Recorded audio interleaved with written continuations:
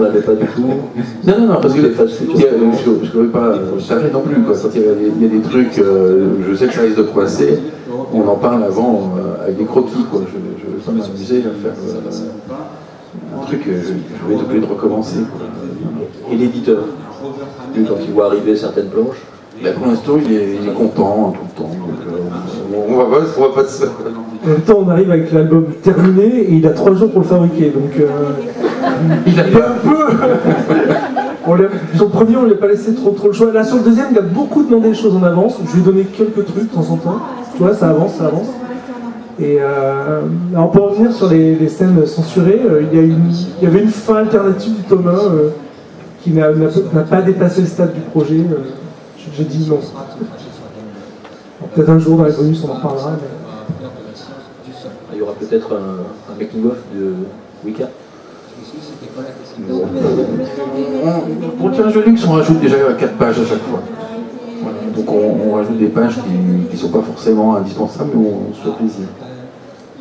Sur le méta-univers, sur le... Non, dans le cours de la BD, sur le tirage de luxe, il y a par exemple une double page qui n'existait pas dans l'album, et il y a une double page narrative qui n'existe pas non plus dans l'album.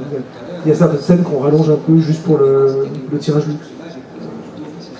Alors cette première expérience pour Gilles, est-ce que ça t'a donné envie de faire d'autres expériences en bande dessinée? Est-ce que tu as d'autres projets, d'autres collaborations? Alors, il y a des dessinateurs avec qui tu aurais du coup envie de travailler? Oui, il y en a plein, mais c'est vrai que j'ai... Alors avec Olivier, c'est vraiment particulier parce que c'est une collaboration filée, continue depuis 3 ans maintenant sur Wicca. Lui, il est dans le tome 2, mais moi, le tome 2, c'est fini pour moi. Moi, je suis dans le tome 3. Là. Mais j'ai signé un contrat chez Glénat pour faire une bande dessinée, sa première, avec Aurélien Polis, qui a eu le Grand Prix imaginaire l'an dernier pour l'illustration. Chouette scoop. Cette année. Non, c'est pas un scoop. Et puis après, je fais des scénars. Donc je fais moi des scénars, mais sans illustrateur.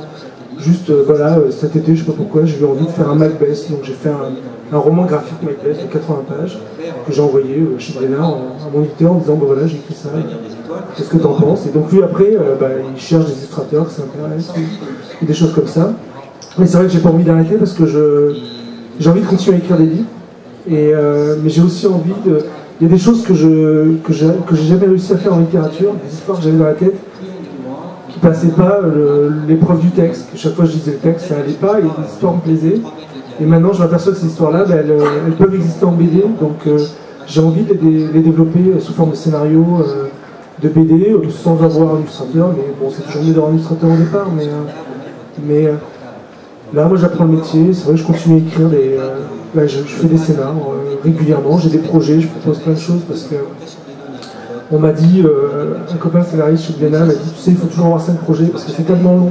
C'est vrai que c'est long, donc avec Olivier, ça a été court parce qu'il est venu me chercher, mais c'est un peu comme dans le cinéma, il y a plus d'argent en jeu que dans les livres, donc les gens sont beaucoup plus prudents et les projets doivent être beaucoup mieux pensés.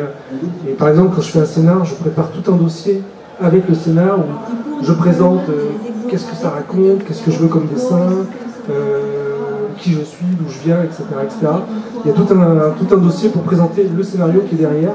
Et souvent même je rajoute des annexes au scénario pour expliquer, voilà, il y a ça qui est dans cet univers graphique, pour faire ci, ça, etc. Et donc c'est long, il faut que les gens lisent le truc qui fait 80 pages, 70 pages. Et après il faut qu'ils trouvent un illustrateur, l'illustrateur fait des essais, on trouve une espèce d'équipe. Sur Aurélien Polis, c'est en fait, on était sur un projet dont je ne peux pas parler, qui était avec les Américains, et on a eu au dernier moment quasiment une mauvaise nouvelle des États-Unis, c'est-à-dire les droits appartiennent à telle boîte qui ne veut pas les vendre. Bon, on s'est retrouvés comme des cons. Et donc Aurélien m'a dit on essaie de trouver autre chose, donc j'ai écrit, je lui ai proposé des choses et il s'est arrêté sur une histoire, et j'ai développé cette histoire en scénario.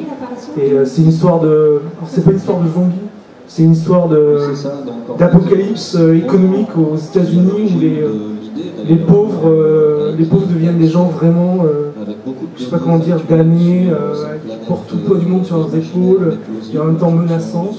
Et voilà, j'ai écrit une histoire là-dessus, et chez Glénat, ils ont aimé, ils ont dit ok, banco, on fait. Et après, nous, ils nous ont demandé de tout découper en 4 épisodes pour les comics américains. Et ça, voilà, parce qu'ils présentent ça aux éditeurs de comics Parce que la chance que j'ai avec Olivier, mais que j'ai eu aussi sur La Voix du Sabre, c'est que c'est des BD qui sont traduites dans plusieurs pays.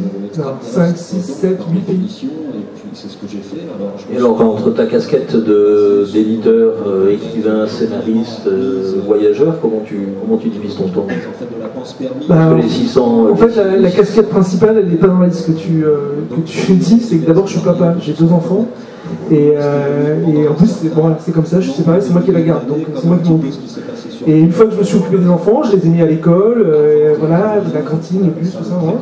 Là je peux commencer à travailler, et puis quand ils rentrent de l'école, il faut faire les devoirs. Une fois que je les ai couchés ou ils ont regardé un film, là je me remets à travailler, et puis je me lève tous les matins à 5h30, parce que je me lève tous les matins à 5h30, c'est comme ça, et je me mets à travailler jusqu'à ce qu'ils se réveillent, je les lève à 7h, et voilà, c'est une journée normale. Alors j'ai la chance de travailler à domicile à part une journée de présence obligatoire à Paris par semaine, donc j'organise mon temps entre mon métier d'éditeur, mon métier d'auteur, tout mon temps libre comme je peux. Des fois c'est plus de scénario parce que j'ai plus de temps sur le scénario, des fois c'est plus d'édition parce que c'est Francfort, c'est le salon du livre, voilà, il y a plein de trucs à faire, il y a des livres qui sortent et tout, et on jongle comme ça. Donc j'ai découvert un truc formidable qui s'appelle Minecraft, c'est un jeu sur PS3. Je mets mes enfants devant Minecraft à 8h du matin, parce que là c'est les vacances scolaires, là. Je pense que ça va être courant, mais moi je suis au courant. Et donc je les récupère à 11h30 en leur disant mon papa va faire le déjeuner, là, donc vous lavez les mains, tout ça. Et puis à 2h je les interdis de jouer à Minecraft, ils doivent aller jouer dehors, mais je surveille quand même un petit peu, puis je remets à bosser sur le portable. Et puis voilà, j'organise ma journée comme ça quand ils sont pas à l'école. Quand ils sont à l'école, c'est beaucoup plus simple. Plus à l'école.